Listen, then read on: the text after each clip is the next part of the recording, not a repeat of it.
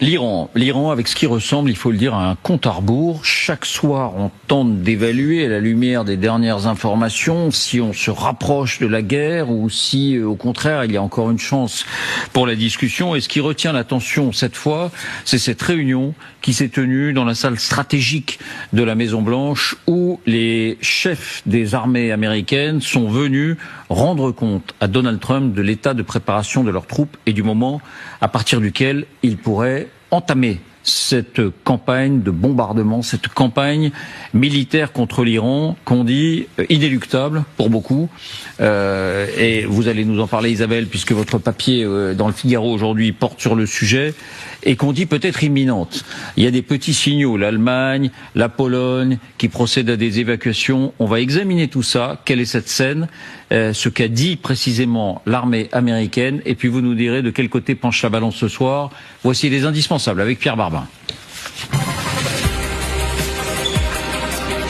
Bonsoir Pierre. Bonsoir David, bonsoir à tous. Alors quelles sont ces déclarations des chefs militaires américains? Alors avant ces déclarations, d'abord le cadre. Tout s'est déroulé hier soir dans la War Room. C'est en quelque sorte la salle de crise de la Maison Blanche, située ici, vous le voyez, dans l'aile ouest, au rez-de-chaussée. C'est par exemple ici que Barack Obama a suivi en 2011 le raid contre Oussama Ben Laden, ou que Donald Trump avait piloté les opérations menant à la mort du numéro 2 iranien Qasem Soleimani, cette fois en 2020.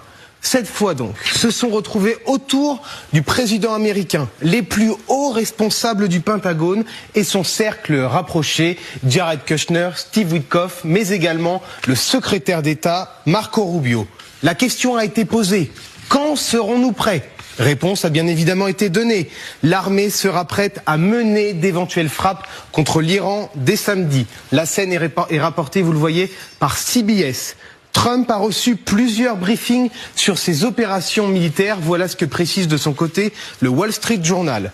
Première option, une campagne élargie de bombardement visant aussi à éliminer des dirigeants politiques et militaires iraniens. Deuxième option, des frappes aériennes plus limitées, circonscrites aux cibles nucléaires et aux lanceurs balistiques iraniens. Pourquoi samedi? C'est la question. Cela correspondrait en fait à l'arrivée du deuxième porte-avions Gerald Ford. On a vu hier qu'il avançait plus vite que prévu. Voilà le scénario initialement envisagé. Le premier porte-avions Abraham Lincoln, toujours au large d'Oman, et le Gerald Ford en mer Méditerranée. L'Iran serait alors pris en étau par les forces militaires américaines. 700 km à parcourir pour les